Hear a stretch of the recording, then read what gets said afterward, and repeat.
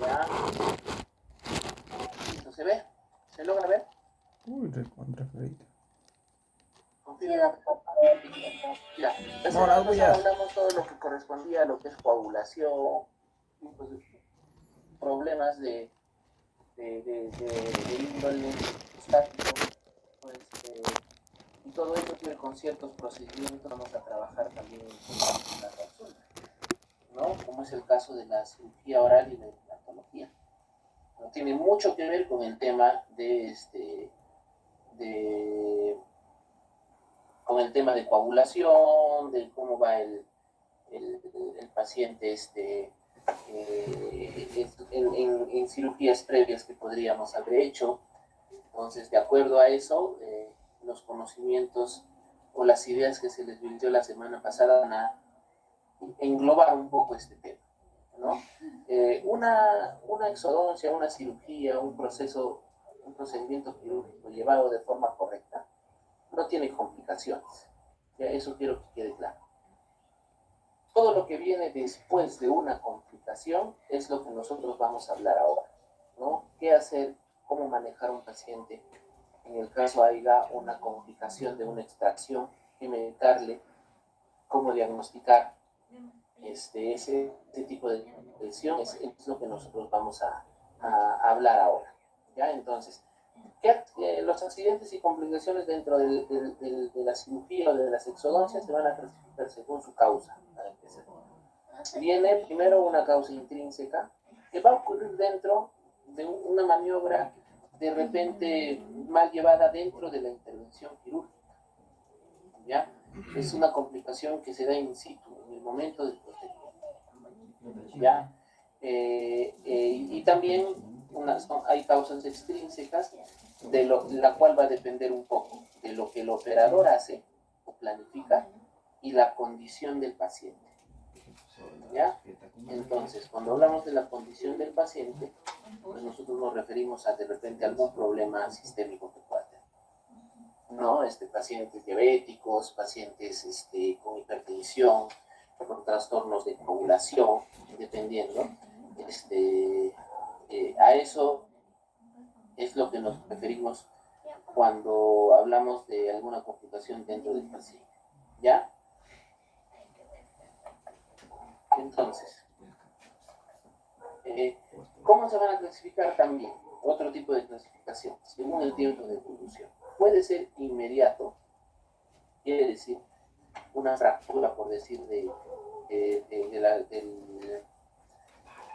las tablas óseas, del cuerpo de la mandíbula, de la sínfisis mentoniana, por decir, por una mala maniobra, o complicaciones medianas, ¿no? Después de un tiempo del procedimiento. Y ahí, por decir, es el tema de la coagulación, que hablamos la semana pasada, ¿no? Aquí entra eso, ¿no? Procedimiento correcto, tiempos operatorios correctos, diagnóstico correcto, pero el paciente tiene un problema que nosotros no lo pudimos diagnosticar bien y que nos va a llevar a una complicación. ¿Ya? Entonces, ¿cuáles son los accidentes inmediatos que nosotros vamos a ver dentro de una extracción?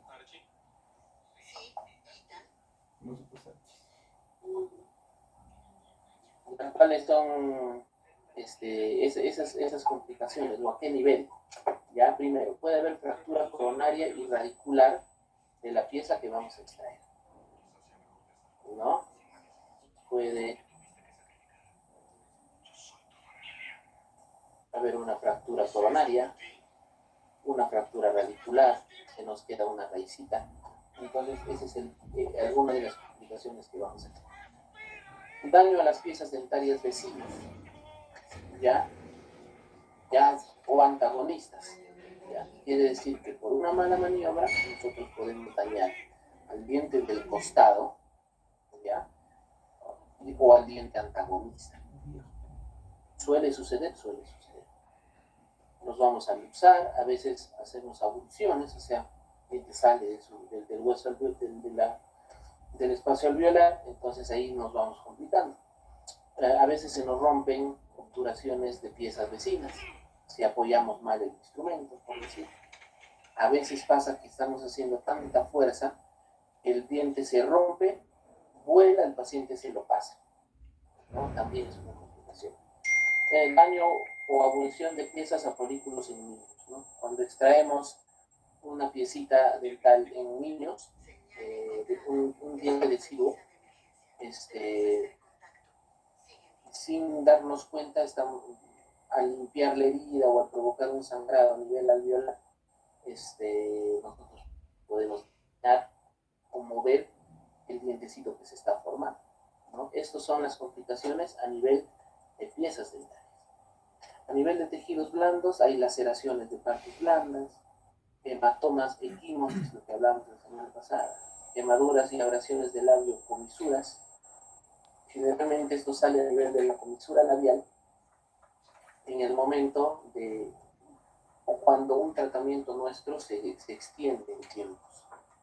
No podemos extraer la pieza dental. Empezamos a hacer ciertos movimientos y empezamos por fricción a lastimar la comisura labial, ¿no? Y daños sobre tejidos nerviosos también, en la medida de que hagamos un procedimiento o una maniobra mal hecha. En nivel de tejidos duros puede haber fractura de las apófisis alveolares, fractura de la tuberosidad, fractura mandibular. Eso es lo que se puede presentar dentro de una extracción inmediatamente. ¿Ya? Entonces, fractura coronaria y radicular de la pieza extraída. Hacemos una mala maniobra y mira, ¡pum!, se rompe la coronaria.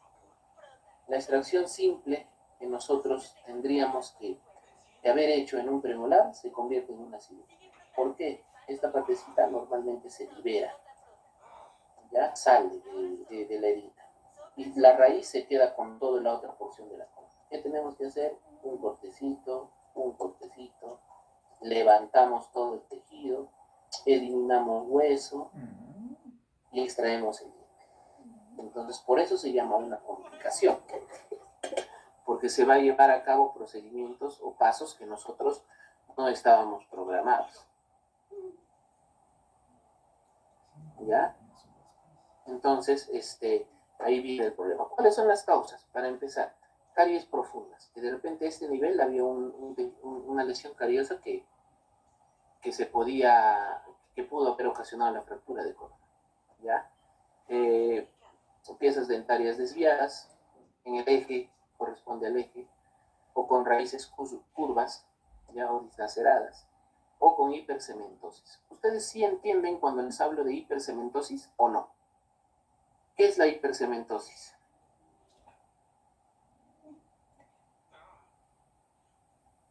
¿Ah? ¿Qué es la hipercementosis? ¿Qué entienden por hipercementosis, chicos?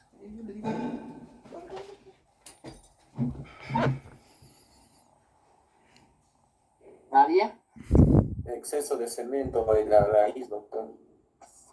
Formación de un cemento de estructura cementaria a nivel radicular, pero de forma irregular. Eso está asociado a traumas de oclusión, ¿no? El paciente bruxista, el paciente que tiene alguna parafunción muscular, puede hacer que por ese sobrecontacto el diente, la pulpa dental y todas las estructuras se alteren y empiecen a formar cemento. Entonces la raíz, que normalmente es así, ya hay un exceso de formación de cemento y se hace así. Se hace así. Entonces, todo esto se engancha a nivel del hueso alveolar y generalmente la fractura viene así, ¿no?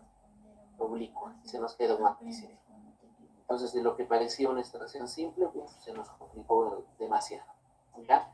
¿Cuál es el tratamiento? Primero, informar al paciente, limpiar la herida, suturar, y definitivamente debemos dar, de acuerdo a la pieza dentaria asociada, por decir en este premolar, podemos dar viral, simplemente alguna índice. ¿Quién levanta mano? Aquí, doctor Eber. Dime. Hablando de la hipercementosis, bueno, si se está haciendo un tratamiento o un paciente ha ido por una extracción, ¿cómo verificamos la sospecha de una hipercementosis? Por ejemplo, lo digo esto porque normalmente cuando uno va a una consulta, o por una extracción ya pagas, ¿no? Esa extracción. Y como usted nos acaba de indicar, hay complicaciones. Como un especialista, ¿no? El cirujano al momento puede sospechar que esa pieza tiene hipercimentosis. A ver, Sin ir a sacarle una radiografía. ya. A ver, para empezar, ¿cómo se puede de repente dar una idea preliminar a que fuera un diente con hipercementosis? Para empezar, dientes es pérdida de piezas posteriores. Un ejemplo, ¿no? Ausencia de molares, tanto antagonistas como adyacentes a una zona, y que un diente tenga una carga más, por decir un segundo premolar, una 2.5, ya segundo premolar izquierdo superior, tenga mucha sobrecarga oclusal. Cuando el paciente muerde, choca esa parte nada más y todo el sector anterior, ¿no? Entonces, eso es un paciente potencialmente que pueda tener una hipercementosis, ¿no? Pero normalmente esto es un hallazgo radiográfico. Ya, esto es un hallazgo radiográfico, el 95% de todos los casos necesitan una radiografía, ¿ya? Ya sea periapical o no, pero doctor, ¿y la placa por qué? Porque es necesario para una extracción. Nosotros, yo particularmente, para todos los pacientes que manejamos en el consultorio, le pedimos panorámica, ¿no? En primer lugar. Si tiene 2, 3 extracciones, si tiene retenidas, también le pedimos una panorámica y ahí hacemos la lectura de cada pieza y ahí podríamos ya hallar eso, ¿no? Sin radiografía se deduce en pacientes con mucha carga oclusal, piezas que tienen mucha carga oclusal, pero generalmente es un hallazgo radiográfico, ¿no? Entonces, volviendo un poco al tema, ¿cómo podemos trabajar esa complicación? Porque si esto fuera una extracción simple, se le da condicionado al dolor, porque tú estás usando instrumental estéril, estás usando tiempos operatorios correctos, previo a la cirugía el paciente ha pasado su control de higiene bucal, no 2, 3 citas para bajar la cantidad de placa dentro de boca que pueda tener el paciente. Entonces nosotros ya tenemos que planificar con ese paciente, ¿no? Ahora, si no fuera un paciente cuidado, sí se le tiene que dar antibióticos, mínimo una amoxicilina, que coberture la zona, ¿no? de trabajo, pensando que puede haber restos de placa, restos de cálculo dental, o de repente tenemos la sospecha de que no se esterilizó bien de repente el instrumento, no lo sé, no, sin fin de cosas que podamos nosotros ver. El antibiótico, utilizar amoxicilina, ¿no? Y los AINES puede ser un ibuprofeno, puede ser un naproxeno, dependiendo la complicación que haya tenido. Si ha sido pues una exodancia simple a una cirugía compleja, hemos hecho un colgajo, hemos eliminado hueso y todo, ya va vía intramuscular. Podríamos utilizar diclofenaco y dexametasona para evitar inflamación, pero no por la pieza dental, sino por lo que hemos hecho para sacarlo. El mayor daño lo estamos haciendo nosotros. ¿Por qué? Porque vamos a eliminar huesito, cortar, levantar un colgajo, más pérdida de sangre. Entonces, por eso va más o menos el manejo con estos dos medicamentos. Si no está muy complicado el tema, vía oral puede ser naproxeno, ibuprofeno, para controlar la inflamación.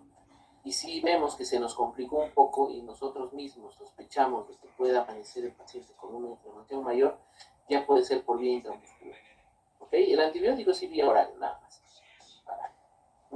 ¿Cuál es el daño a piezas dentarias vecinas? Por decir, mira, tenemos la extracción de este dientecito. Nosotros al querer luxar esto para acá, el grosor del instrumento puede luxar este para acá. Y una extracción se vuelve en dos. ¿Ya? Y ahí viene un poco el problema. Entonces, ¿qué va a pasar? El tratamiento va a depender de qué, de la magnitud del daño. Si son estas dos piecitas dentarias, no va a haber un daño mayor, bueno, al perder una pieza sí, ¿no? Pero si hablamos de de alguna complicación seria, pues no va a haber, porque las heridas de los incisivos inferiores son bien pequeñitas, ¿no? Entonces no se nos complica mucho. Ahora, dieta blanda sí, porque son dos heridas juntas, ¿ya? Si nosotros no hemos luxado este diente, pero se ha roto, por decir, un ángulo, ¿ya? Este nivel, pulido de esa pieza, o sea, bajar las zonas filosas, podemos aplicar flúor en el caso de la sensibilidad, obturar esa piecita que se rompió, por decir, este angulito, hacerle la restauración, o una corona, una prótesis fija, ferulizar si es que hubiera una pieza más aquí, por decir. Si aquí tuviéramos una pieza más, ferulizamos, ¿no? Las pegamos. Una endodoncia, ¿no? En el caso de que el daño sea un poquito más severo, y hasta una reimplantación, ¿no? O sea, el diente sale para la izquierda de la pantalla, ¿no? Esta pieza está la 4.1, y la 3.1 también sale de su alveolo, entonces nosotros podríamos reimplantarla si se cumplen ciertos requisitos, ¿no? La herida sana, la raíz completa, una buena herida, cantidad de sangre necesaria, podemos reimplantarla para evitar perderla. Entonces, más o menos eso es. Ahora, ¿eso de qué depende? Miren, chicos, no depende mucho de nosotros, de la habilidad que tengamos. Depende mucho del instrumental. Ya no vamos a pretender, por decir aquí, la falla aquí está bien clara, ¿no? Es el ancho y el grosor del instrumento. No, aquí se utiliza un instrumento más finito que ingrese al espacio necesario para poder nosotros realizar el tratamiento. Ahora, si utilizamos o tenemos uno o dos borradores nada más, las complicaciones se pueden dar de mayor forma. ¿Ok? Ahora, luxaciones, como en este caso, ¿no? El diente se movió de su huesito, hay alguna fractura, o como a este nivel, ¿no? Como ven aquí. ¿Cómo se da esto? El uso incorrecto del instrumental. Les vuelvo a repetir, ¿no? El filo debe ir dirigido a la pieza a extraer. Cuando hablamos del filo, hablamos de este borde, que es medio cóncavo, ¿ya? Es la zona que tiene filo del instrumento, ¿ya? Eliminación de excesos de tejido óseo en las osteotomías, ya que se pueden fracturar las apófisis alveolares vecinas o debilitar las tablas óseas también a este nivel, ¿ya? O si en todo caso el paciente viene con enfermedad periodontal en esa pieza vecina, ¿no? Extraemos una piecita y nos llevamos la otra. Abulsiones, cuando el diente sale completamente de su alveolo, generalmente esto se da en piezas de raíces cónicas o cortas, perdón. Hay de todas maneras una falla del operador, mal apoyo, y se utiliza fuerza excesiva, ¿ya? Entonces, miren chicos, cuando lleguen ustedes a cirugía, ustedes van a ver el tema de tiempos operatorios y cómo se da una extracción. Entonces, muchas veces la duda la tienen más las señoritas, ¿no? Y eso, cuando lleguen al curso de cirugía 1 lo van a notar. Piensan que hay que tener fuerza para extraer una pieza de tal. Entonces no es tanto así. Ya no es tanto así. Lo que hay que saber es cómo utilizar el instrumental. Ya el instrumental para hacer el trabajo. No es cuestión de tiempos operatorios correctos, es cuestión un poquito de maña también, ¿ya? Pero si nosotros no tenemos el instrumental correcto, no sabemos cómo realizar el procedimiento, podemos hasta ocasionar una abulsión. En este caso se reimplanta el diente, pero ya no queda igual, no tiene un pronóstico a largo plazo correcto. ¿Cómo podemos manejar farmacológicamente esto? De todas maneras, coagulantes, porque hay fractura ósea, ¿no? En algunos casos, ¿ya?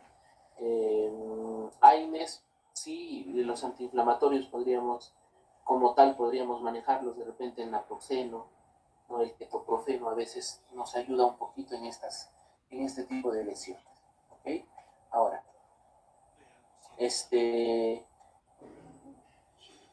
esto sucede a veces cuando tenemos un mal planeamiento del trabajo, ¿ya? Si nosotros sabemos que hay restauraciones grandes, previas a una extracción, lo que tenemos que hacer es hacer menos maniobras posibles para extraer el diente. No, imagínense, estamos extrayendo esta pieza y se nos sale toda esta curación. ¿No? O lo peor de todo, se rompe la curación con todo y corona. Pues ahí también viene el inconveniente, ¿no? Deglución de la pieza dental extraída, daño o abducción de piezas a folículos dentarios, de folículos definitivos en niños, por decir aquí, ¿ve? No sé si ven ahí una extracción, pero aquí adentro hay un folículo. A veces se piensa que eso se tiene que sacar o se tiene que lavar, ¿no? Y terminamos dañando el permanente, ¿ya? Cuando es una extracción limpia, correcta, no tenemos por qué lavar la herida, no tenemos por qué sí quitar los elementos extraños, ¿no? que podríamos tener ahí en la herida, pero otra cosa, ¿no? Si nosotros lavamos una herida, estamos interrumpiendo el proceso de coagulación. Y al interrumpir eso, ya el segundo tiempo, y hablemoslo así, de la coagulación que va a tener esa herida ya no va a ser correcto. Y ahí es donde viene, por decir, las complicaciones como una angiolitis, como una infección a la herida, ¿no? Que se va a tratar. Eso estábamos hablando a nivel a nivel de tejido, de dientes, ¿no? Si hablamos ahora, vamos a hablar pues, de tejido blando, que es cómo se puede dañar.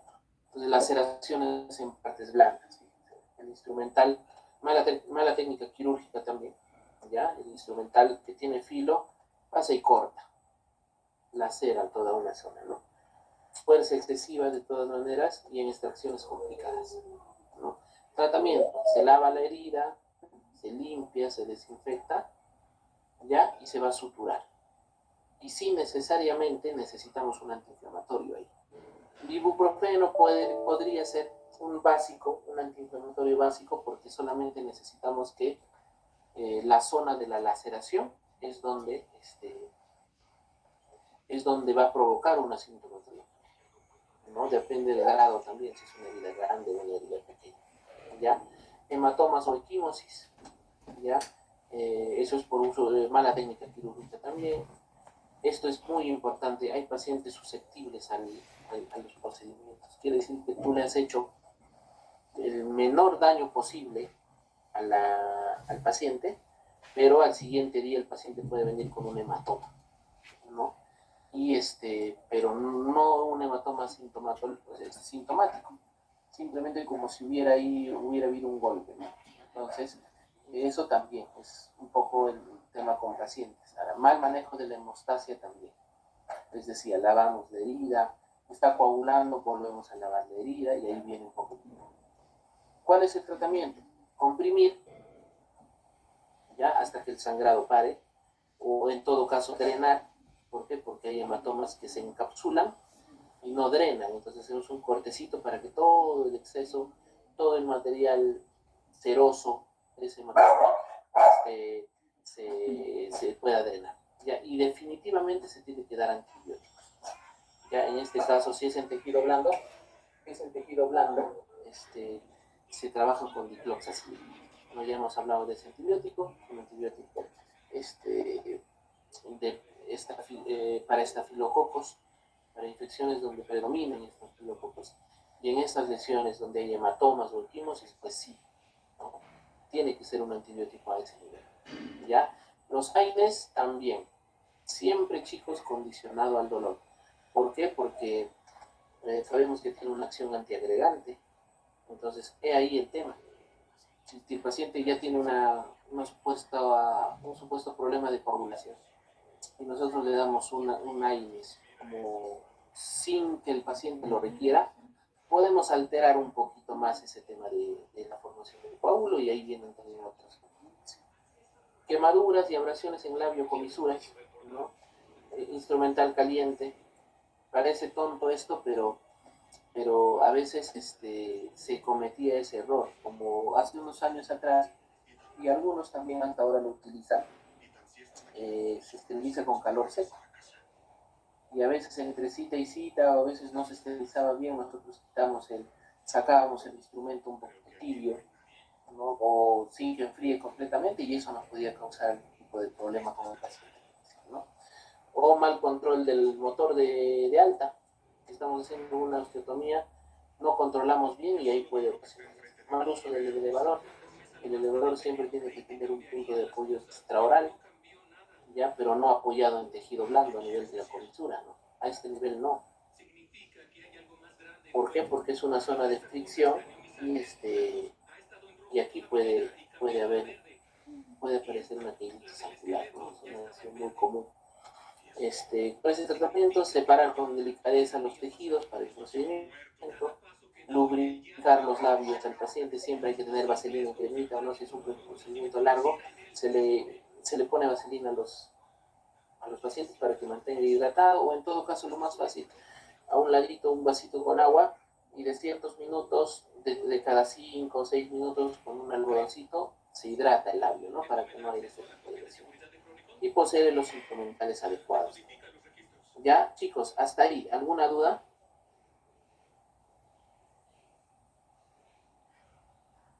Después una pregunta, y en caso que la infección sea severo, Todavía no llegamos a ese punto donde complicaciones un poquito más severas.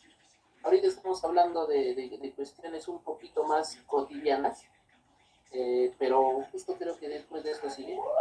No. Vamos a hablar sobre eso. ¿Qué hacer cuando hay una infección del coágulo, ¿no?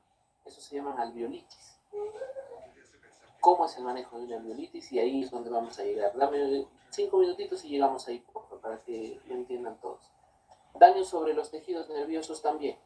Específicamente, o el más común es daño sobre el nervio dental inferior, ¿no? ¿Cuáles son las causas? De todas maneras, una anatomía compleja, desplazamiento de fragmentos óseos, o sea, hacemos la extracción de una tercera molar retenida y algún pedacito de hueso que hemos extraído puede ingresar al conducto dentario a nivel del fondo de la herida, ¿no? Entonces, eso también puede pasar. Curetaje excesivo. Nosotros recomendamos el curetaje de la herida, o sea, el raspar la herida, cuando dentro de nuestro diagnóstico hay una lesión que lo amerite.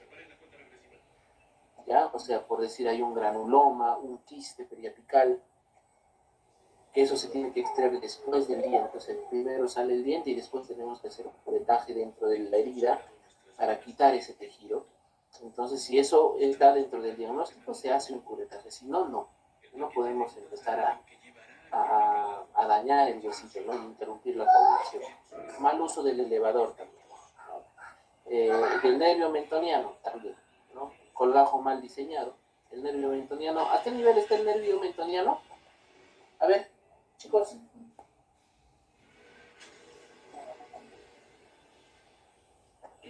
Altura entre las dos premolares inferiores. Claro. A nivel de las raíces de los dos premolares inferiores, ¿no? ¿Sí? Esa es una ubicación, llamémosle, la ubicación más común. A veces lo encontramos a nivel de la raíz del segundo premolar, a veces la encontramos a nivel de la raíz del primer premolar, depende un poco de la disposición de la mandíbula, ¿no? Del paciente. El nervio lingual igual, incisión, osteotomías o suturas pueden dañar ese nervio, ¿ya? Y ahí viene un poco el problema. Cuando hay tejidos nerviosos dañados, a veces es un poco irreversible el tema del tratamiento, ¿no? De acuerdo al daño que hayamos hecho. Entonces, como ven hasta este punto, depende mucho de lo que nosotros hagamos, ¿no? ¿Cuál es el tratamiento para este tipo de daños? Por decir, vitamina B. La vitamina B nos ayuda mucho a lo que es la regeneración de la fibra de mielina, envuelve los nervios, ¿no? Nos ayuda mucho a eso. Si hay un dolor, si nosotros provocamos una neuralgia por este tipo de complicaciones, ya debemos utilizar medicamentos de acción central como el tramadol, ¿no? Porque es un dolor muy complicado, no es el mismo dolor, ya que se utilizaría dentro de una extracción común. Ahora, daño sobre el ATM también. ¿no? Daños sobre la articulación, sí, también es muy común. ¿Cuáles son los tipos? ¿Qué tipos hay? Primero, luxaciones. Segundo, trismus. ¿Ya? Causas, no estabilizar bien la mandíbula. O sea, nosotros vamos a hacer un procedimiento y tenemos que estabilizar con nuestras manos la mandíbula de acuerdo a la pieza dentaria inferior que saquemos, ¿no? Porque si no, podemos provocar una luxación a ese nivel. O cuando el paciente tiene mucho tiempo la boca abierta, ¿no? Parecía una cirugía fácil, que termina complicando. Ya, de 20 minutos que puede durar, 2 horas. Entonces el paciente, terminamos de hacer la extracción, señora, cierre la boca, no puede cerrar. Quiere decir que hubo un desplazamiento del cóndilo, ya del cóndilo, hacia afuera, ya de la evidencia articular. Entonces tiene que hacer una maniobra para volverla a su lugar, ¿no? Y eso le va a provocar trismus. Como va a haber una inflamación a nivel de los ligamentos, de los músculos, de la cápsula, la pacientita no va a poder abrir la boca. Ya a eso se refiere el trismus. ¿Cuál es el tratamiento? Calor. Es muy importante, ¿no? En la zona, para ayudar a la contractura, a aliviar la contractura muscular, compresitas de agua caliente, ¿no? Masajes en la zona que estén comprometidas los músculos que trabajan a nivel de la tele, ¿no? Analgésicos como cualquiera que fuera, ¿no? En este caso, por decir bien, el diclofenaco. El diclofenaco nos ayuda mucho a esta zona. Vía oral, ¿no? Acompañado con un relajante muscular, ¿no? Por decir, ¿qué medicamentos podemos utilizar aquí? El Dioxaflex, pues. El Dioxaflex, diclofenaco, más un relajante muscular. ¿Por cuánto? 2-3 días, para que nos ayude a eliminar toda esta zona, el líquido inflamatorio que está haciendo que el músculo se contraiga y que el paciente no pueda abrir la boca. Ejercicios mandibulares también, terapias, ir al kinesiólogo también nos ayuda si el caso fuera muy severo, y una evaluación constante, ¿no? Una evaluación constante. Un minutito, por favor.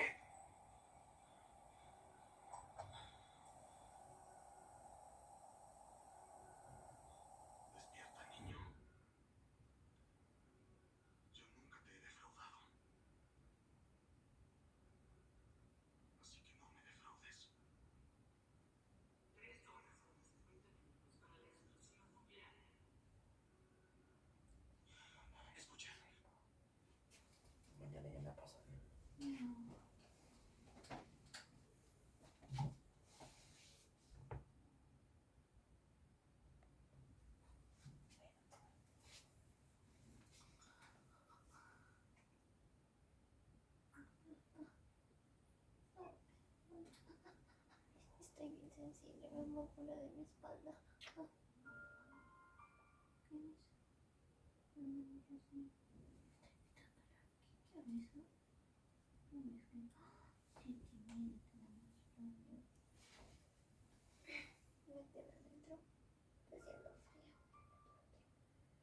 Chicos, disculpen.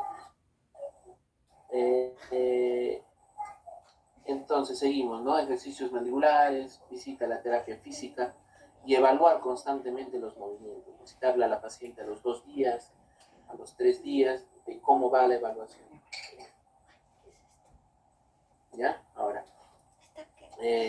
escape de piezas dentarias también, ¿a esto a qué se refiere? ¿No? El desplazamiento de una pieza a otro plano muscular.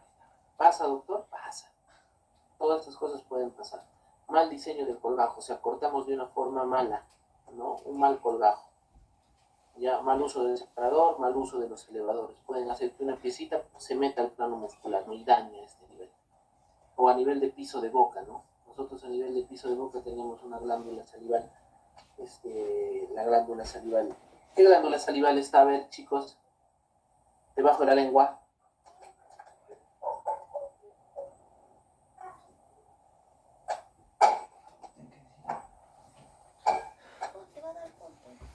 ¿Ah? La sublingual, doctor. ¿Por qué se demoran tantos? Si su nombre lo dice. La glándula salival sublingual. nosotros podemos dañar esa zona con un mal movimiento, ¿ya? Y podemos lacerar esa lámina, ¿no? Entonces, para eso se informa al paciente, se toma algún tipo de examen auxiliar para poder evaluar. Pero ahí va ya la complicación, ¿no? Ahí se libera material seroso, ya la complicación va un poquito más allá. Ahora, daños en tejido duro también, ¿no? Fractura de la apófisis alveolar. Mira esto, mira. Hacemos una seriada de extracciones, pero lamentablemente no medimos bien cómo poder hacer el procedimiento y empezamos a provocar este tipo de fracturas. Consecuencias, perdón, de este tipo de fracturas. Puede haber infecciones. Ahora sí viene a la pregunta que me hizo su compañera hace un momento, ¿no? Infecciones un poquito más severas, ya defectos óseos ya constantes para la elaboración de una prótesis. No podemos nosotros ver ese punto. Ya a qué nivel, normalmente al extraer tantas piezas debe haber una reabsorción uniforme, pero si ya empezamos a fracturar a nivel del hueso alveolar, ya viene un poco. Tratamiento, ahí sí tenemos que buscar las espículas óseas, ¿no? O trozos de hueso que se hayan quedado dentro. Ya hay que mantener la altura del reborde, nunca dejar el reborde plano, o sea, solamente tratar esa zona y no empezar a eliminar las trabéculas óseas aquí para igualarlas, ¿no? Eso no es necesario.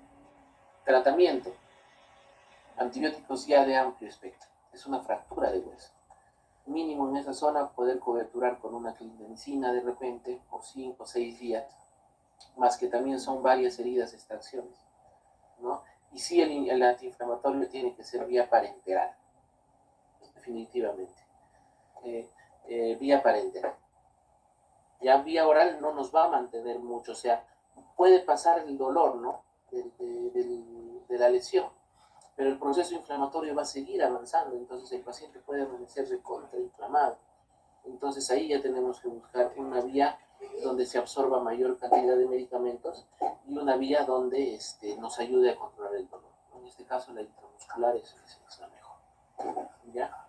Ahora, fractura de la tuberosidad también, sí. ¿Qué consecuencias puede haber? Hemorragias, se provoca, por decir, la fractura de este nivel de la tuberosidad del maxilar, hay una zona retentiva para las prótesis y el paciente no va a tener comodidad de repente con las prótesis que se hagan. ¿Cuál es el tratamiento? Suturas, desistir de la extracción, o sea, si vemos que el dientecito no sale, es mejor cortar la corona y dejar y esperar un poquito que se expulse esa zona, ¿no? En vez de terminar con la fractura de toda la tuberosidad, porque hay compromiso también del seno maxilar, ¿no? En algunos casos. En exodoncias múltiples siempre empezar por distal. Quiere decir esto, si vamos a hacer una seriada de extracciones, empezar siempre de atrás para adelante. Ya quitas el primer molar, quitas el segundo premolar, el canino y los incisivos, ¿no? A ese nivel. Ya para que sea más fácil el tema de la visión también por el sangrado del paciente. Fracturas mandibulares, también puede haber fracturas de cuerpo, de ángulo, de rama, de cuerpo de ángulo puede haber, de sínfisis a este nivel. Miren cómo está acá. A ese nivel puede haber algunas fracturas. Ya uso imprudente del elevador, si seguimos con lo mismo, fuerza excesiva. No sabemos si viene un paciente a la tercera edad, sabemos que mientras la más edad hay menor dureza de los huesitos, ya presencia de quistes. Pacientes que tienen deformaciones óseas a causa de la radioterapia, pacientes con neoplasia. ¿Cuál es el tratamiento? Reducción e inmovilización, definitivamente. Ahí viene antibióticos, generalmente que lleguen a hueso, aquí podríamos utilizar la ceftriaxona, por decir. Ya. ¿Quién levanta la mano? Doctor, era yo. Pero bueno, disculpa por molestarlo. Dime. Estamos viendo el caso de una fractura mandibular, ¿verdad? Exacto, sí. En este caso, bueno, estamos hablando de cómo solucionar y todo, pero esto ya no lo ve el cirujano dentista, ¿cierto? Eso tendría que hacerle una interconsulta hacia un cirujano maxilofacial, ¿o estoy equivocado? Sí, estás en lo correcto, pero hasta eso tenemos que reducir y movilizar. Eso sí es nuestro trabajo, hacer la reducción de la fractura. No lo vamos a mandar al paciente con la fractura sin reducir, eso no le favorece al paciente. Entonces, al hablar de reducir, ¿qué es? Por decir, juntar, si es que es una fractura con desplazamiento, juntar los bordes, ¿no?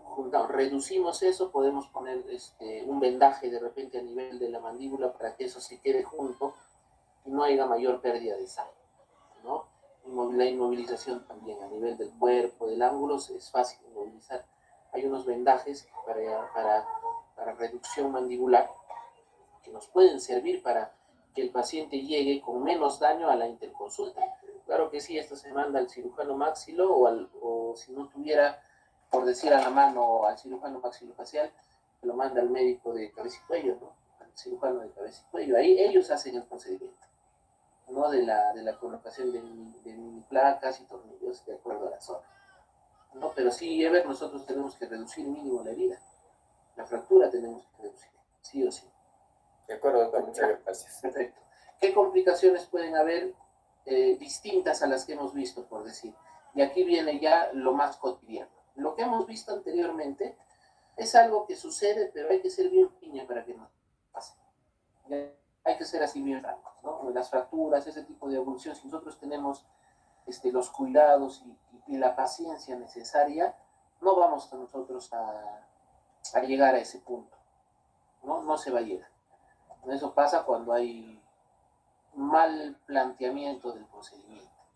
Pero lo que vamos a ver a partir de ahora sí, ¿no? Las infecciones del alveolo, ¿no? Las alveolitis, las más comunes. ¿Qué es una alveolitis? Es una infección, ojo, del coágulo o de los elementos, perdón, que constituyen el alveolo. Quiere decir, nosotros tenemos aquí el coágulo a este nivel. Al paciente se le refiere, por favor, no coma ciertos alimentos, hay que hacerse la higiene correcta, pero el paciente viene después de 2 días, en el coágulo, su arroz chaufa, su seco, hay carne, todo. El paciente no se cuidó. Quiere decir que los restos de comida ingresaron al coágulo y eso cambia la composición del coágulo.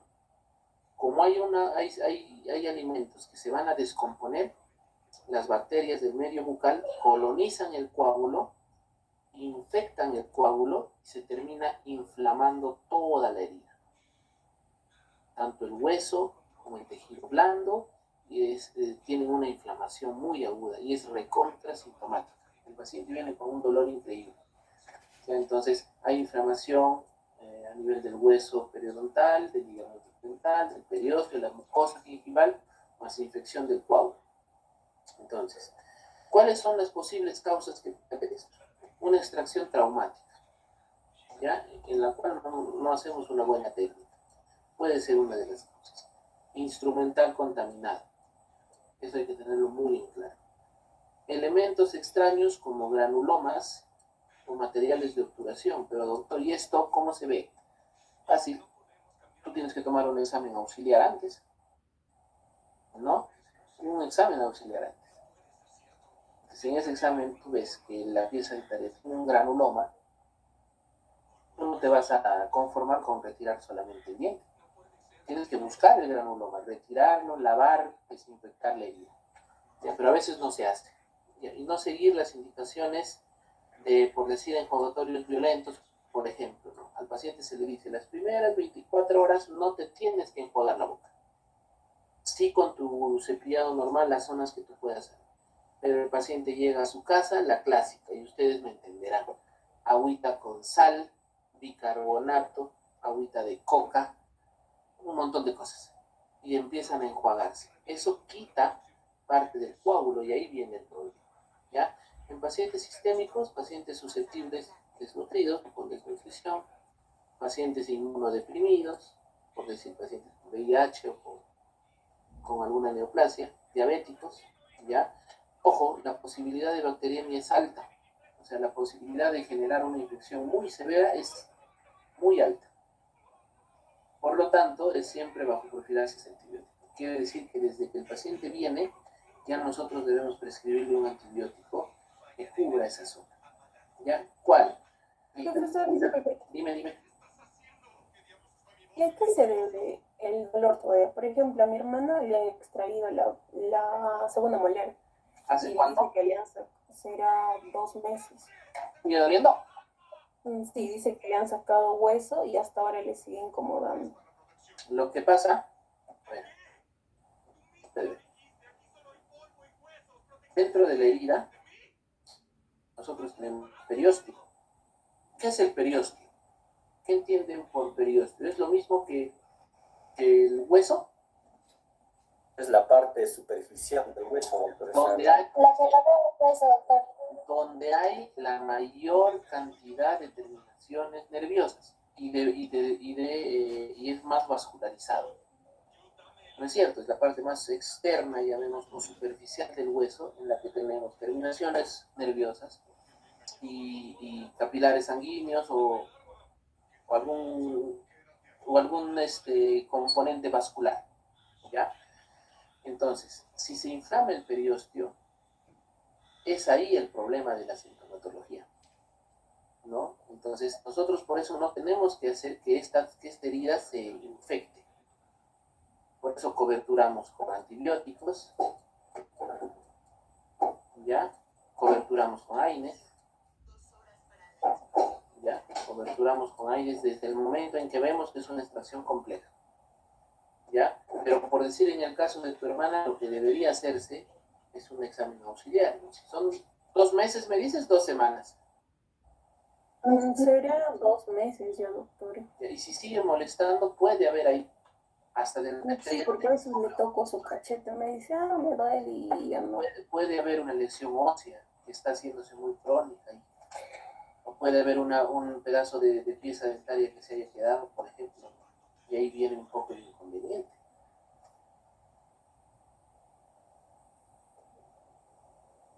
Entonces ahí viene el inconveniente. Entonces el periósteo al inflamarse es muy, pero muy sintomático. Es increíblemente sintomático. Por eso es que los pacientes con alveolitis vienen y son pero intocables. Intocables, no puedes ni lavarle la herida. Ya, entonces para eso primero se cobertura bien. ¿Qué antibióticos? Sí o sí de amplio espectro. Ya, que tengan niveles séricos muy altos.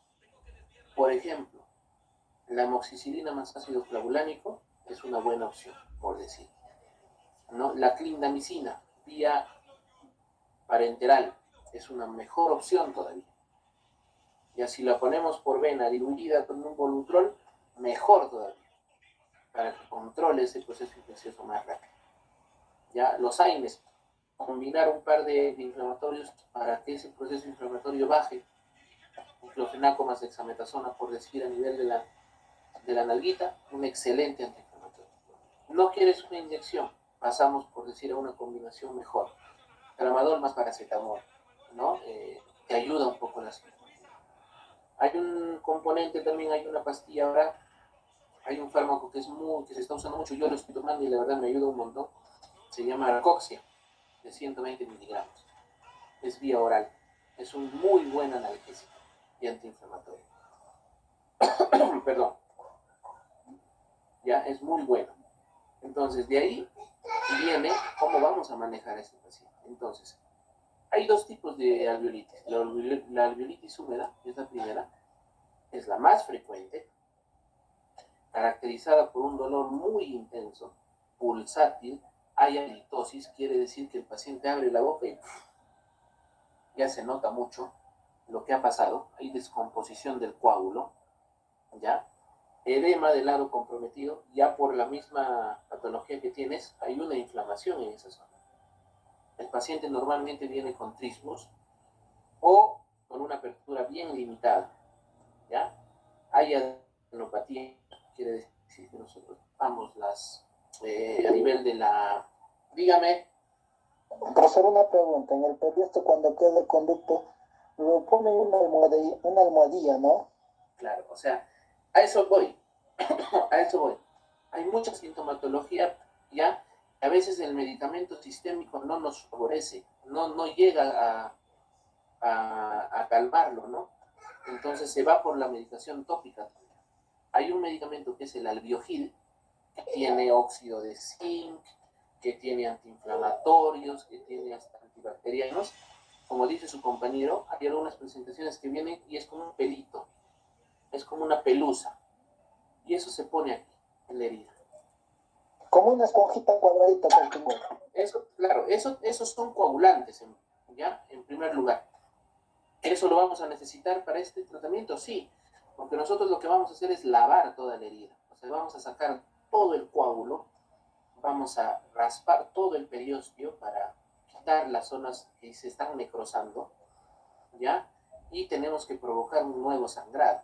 Y en ese nuevo sangrado sí, no va a haber la cantidad necesaria, ¿no? Para poder nosotros tener un tapón de coágulo correcto. Entonces, lo que tú me comentas es cierto. Hay unos coagulantes que vienen con un cuadradito de una esponjita. Eso lo pones en la herida, se deshace, coagula y libera antiinflamatorios. Pero eso es tópico. ¿Que lo tenemos que usar? Sí. La combinación de lo sistémico es ¿para qué? Para que nosotros no tengamos esto, una posibilidad de bacteremia, ¿no? De contaminar más zonas del cuerpo, ¿no? Por la migración de bacterias altamente patógenas, ¿ya? Entonces, eso nos ayuda mucho, ¿no? Adenopatías palpables a nivel del cuerpo de la mandíbula, podemos palpar ahí si hay adenopatías. Y compromiso del paciente, ¿no? Del estado general del paciente. El paciente viene con malestar, con fiebre, no ha dormido bien, y al final los culpables terminamos siendo nosotros, ¿no? Eso para el paciente. Cuando tú revisas al paciente, de acá está saliendo su garbanzo, ¿no? Su payá sale de acá. Y eso tampoco ha sido un poco cuidado del paciente, ¿no? El paciente piensa que se tiene que cuidar un solo día o 2 días, no. El cuidado son los 7 primeros días de la extracción. Y si es una extracción complicada, o más razón. ¿Ya? Tratamiento. Primero, anestesia troncular. De preferencia, con vasoconstrictor. ¿Ya? De preferencia. Lavamos con suero y agua oxigenada. Se puede utilizar clorexidina también para el lavado de la herida. Eliminar el coágulo. ¿Ya? No puretear las paredes óseas si es que es muy sintomático, ¿ya? Si vemos que hay zonas muy amarillentas, zonas ya que se están desprendiendo, sí lo tenemos que hacer.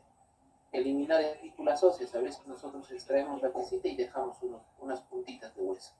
Agarramos el alveolótomo y empezamos a cortar esas zonas y después a limar para que se quede una zona lisa, no se provoque una inflamación por las espículas. Colocar gasas iodoformadas, se cambia cada 2 días, ¿ya? Cada vez son más pequeñas entre cita y cita, y sutura, ¿no? Cuando estén desgarrados los márgenes, o sea, si vemos que es una herida muy deforme, tenemos que suturar, ¿ya? Entonces ahí va, ya hablamos hace un momento, el antibiótico tiene que ser un antibiótico de preferencia por vía parenteral, ¿ya? Después lo del antiinflamatorio y lo del analgésico se puede manejar dependiendo cuánto de este tratamiento cumplamos, ¿no? Si hacemos todo eso, la vía oral nos puede trabajar rápida. Pero si el paciente está pero muy sintomático, muy incómodo, ahí mismo ustedes en el consultorio inmediatamente preparan la ampollita, le colocamos, baja la molestia y empezamos a hacer todo lo que nos dice aquí en la diapositiva. ¿Ok? Ahora, después hay otro tipo de alveolitis, la alveolitis seca. ¿Ya? ¿Ya? Este tipo de alveolitis no tiene coágulo. Ya se produce post-extracción y no vemos un coágulo formado. Eso es una herida abierta. Ya mire, todo el periósteo que está amarillo, ¿ves? Ya está muy amarillo. Entonces ya hay un proceso inflamatorio. ¿Ya? Pausas. Isquemia localizada. Doctor, ¿y eso a qué se refiere? Mucho uso de vasoconstrictor. Por eso yo les decía, cuando hablamos de anestesia, no siempre vamos a utilizar la lidocaína más de epinefrina, por ser un vasoconstrictor muy, muy potente. A veces no lo amerita. Y nosotros estamos poniendo el anestésico acá. Le ponemos acá, le ponemos acá, le ponemos acá, le ponemos acá. Y después no hay sangrado y el coágulo no se forma. ¿Ya? El coágulo no se forma. ¿Ya? Entonces, al no formarse el coágulo, se inflama todo eso.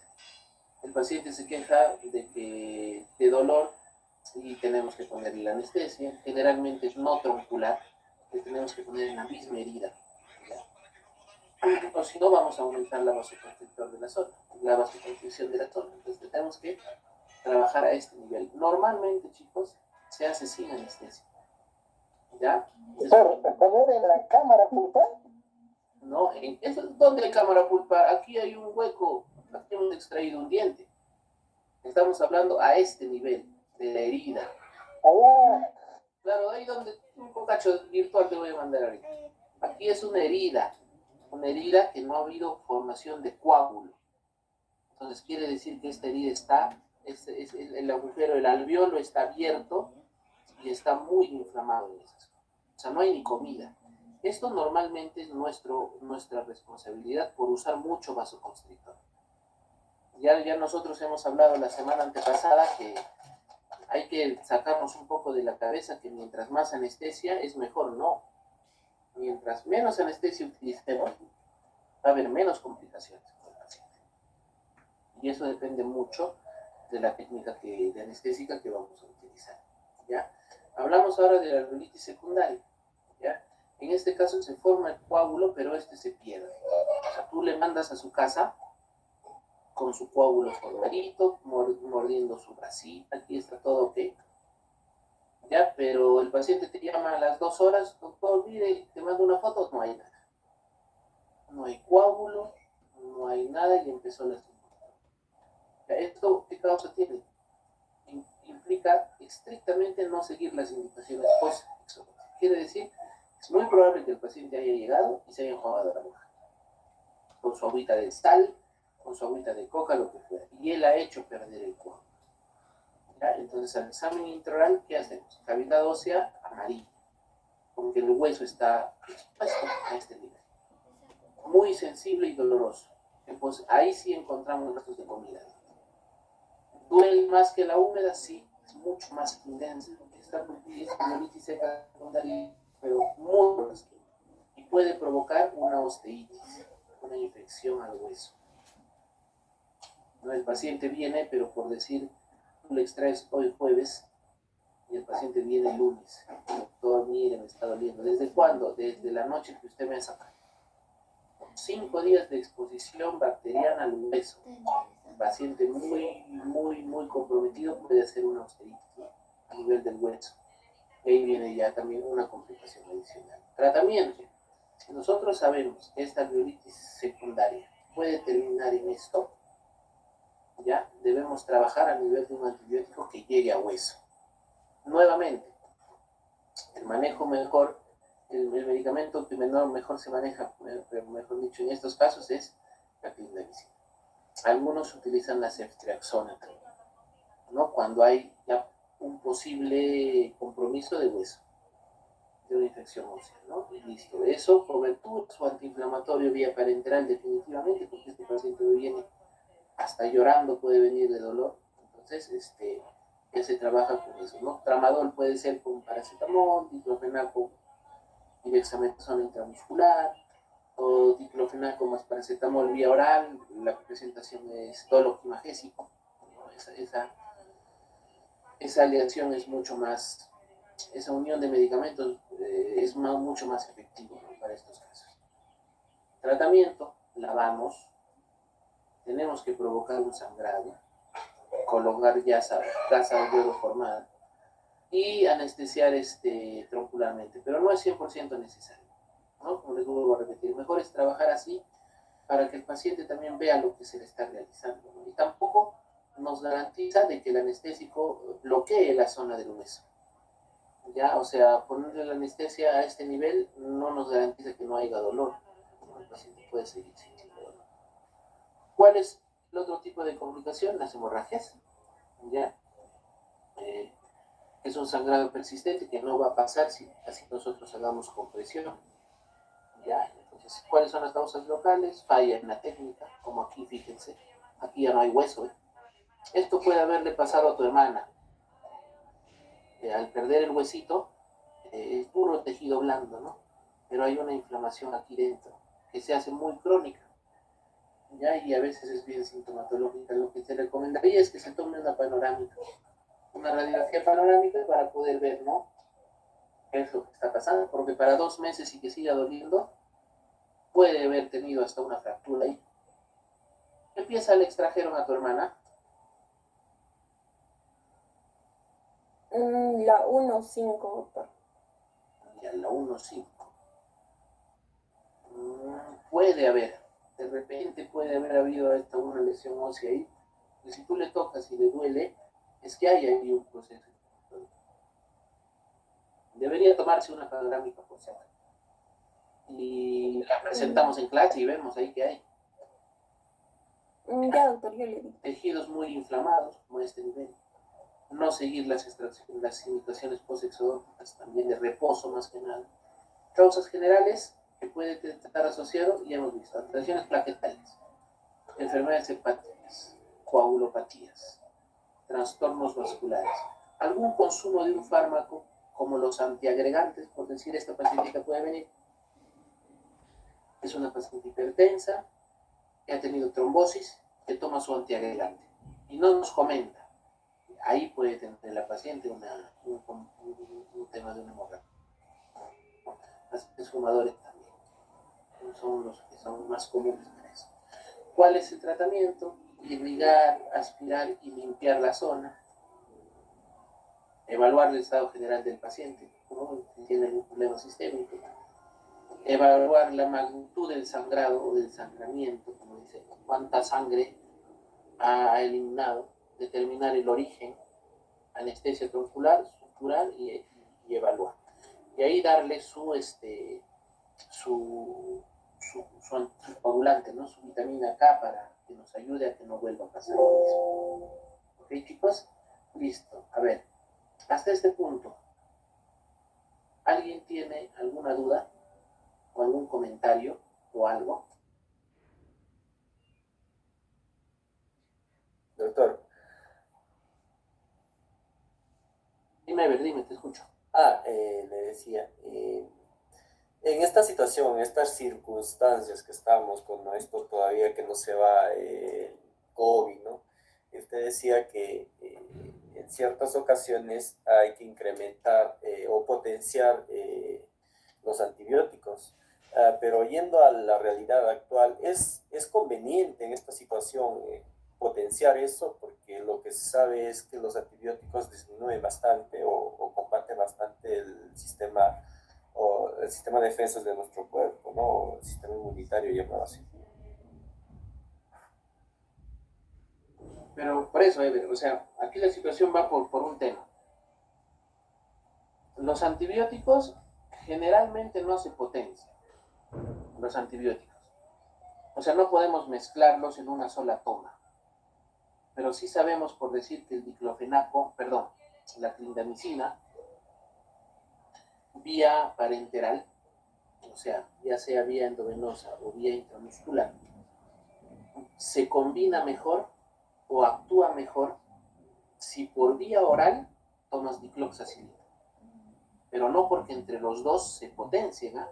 Sino que la clindamicina llega a hueso y la dicloxacilina llega a tejido blando. Entonces, ponte el caso. Tenemos una alveolitis que progresó mucho y ya el paciente tiene una celulitis facial, en donde está comprometido tejido duro y tejido blando. Ya tenemos que manejarlo de esa forma, pero hay algo que nosotros tenemos, que tener en cuenta.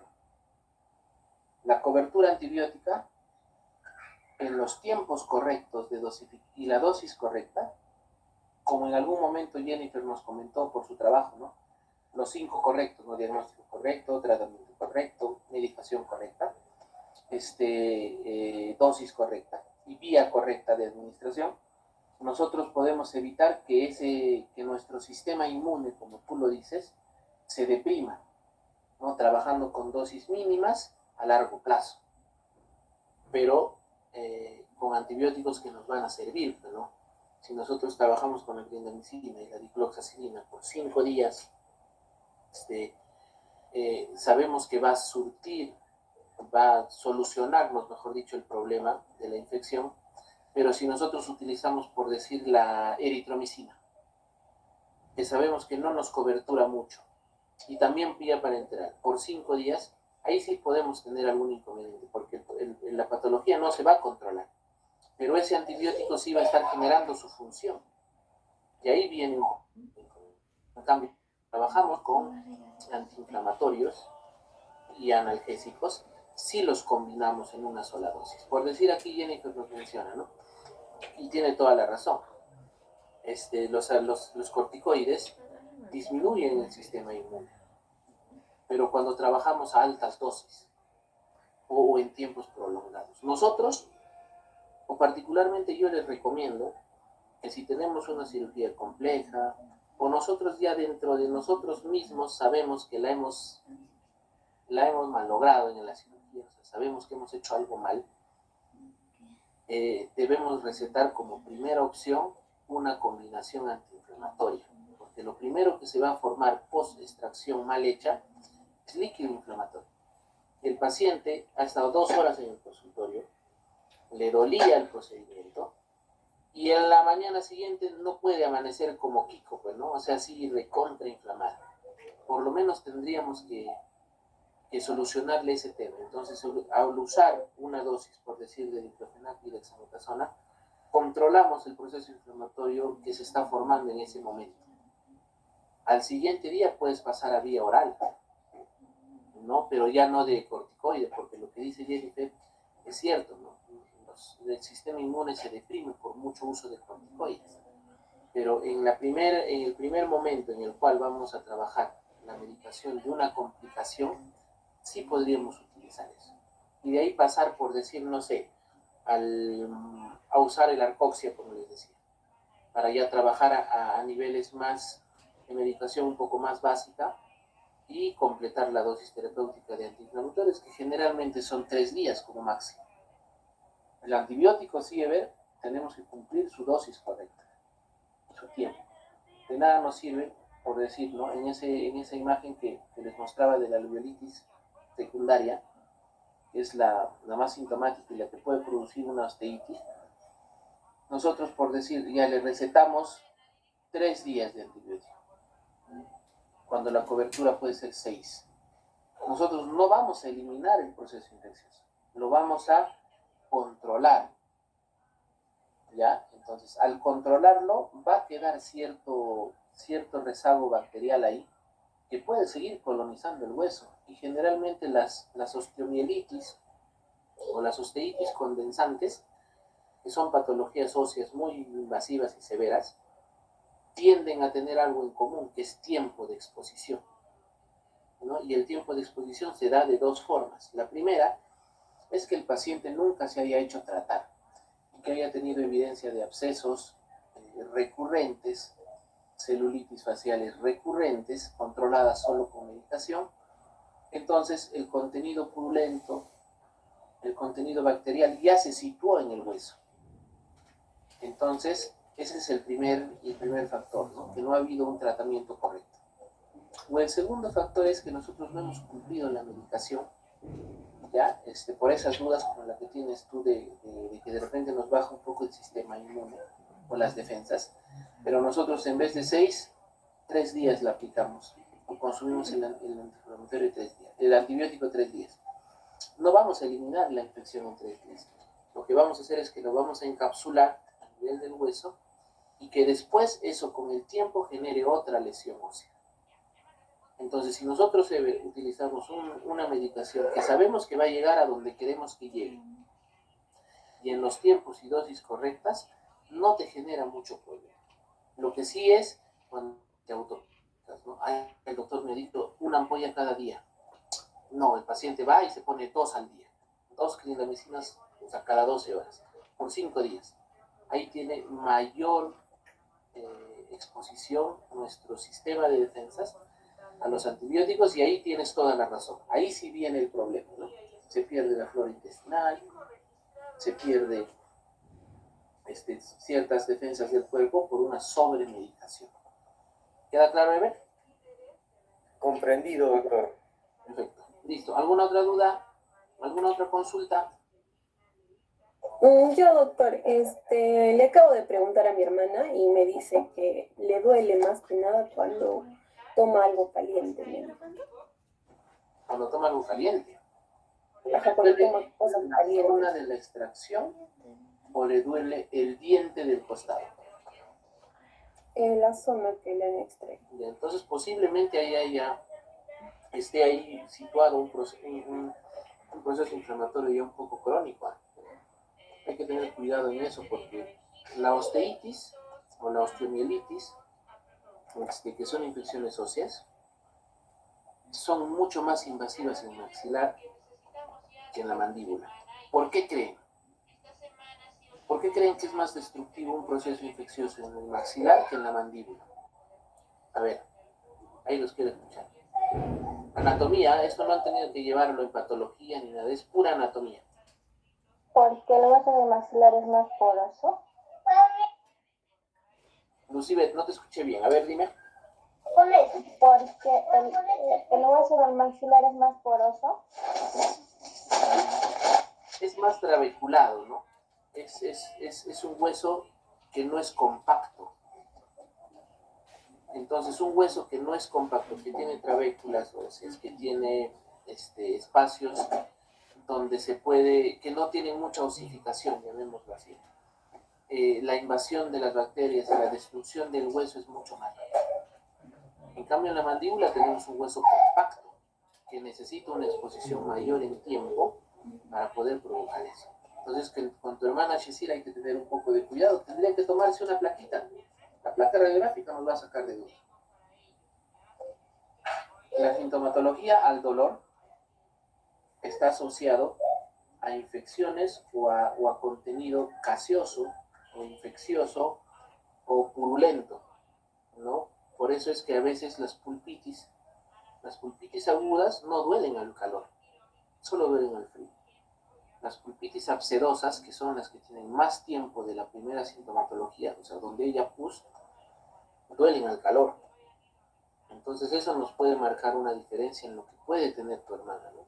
Que se tome una plaquita y lo presentamos mañana, si gustas.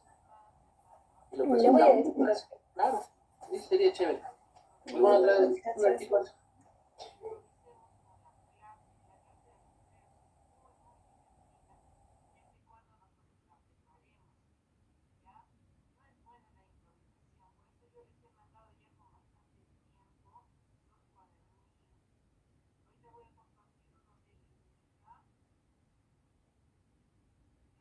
Chicos, ¿alguna otra consulta? ¿Alguna otra duda? ¿O todo quedó claro?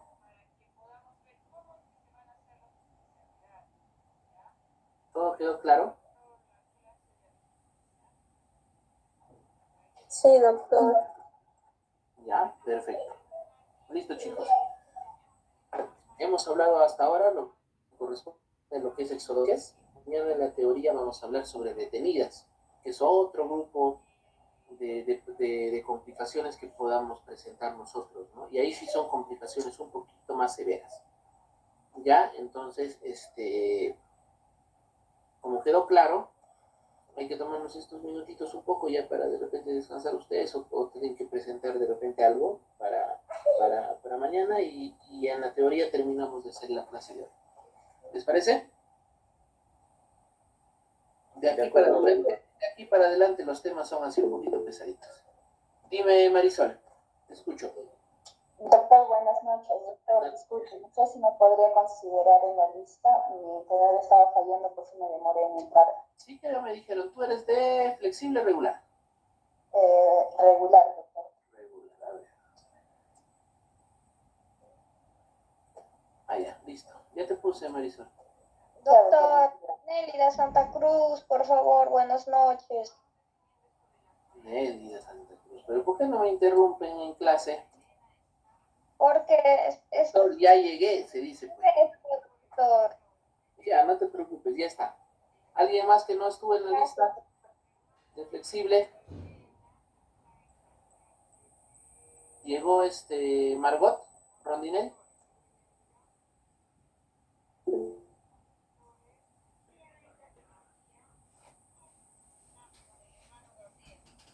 Andrés, ya hemos hablado de albolitis seca y húmeda.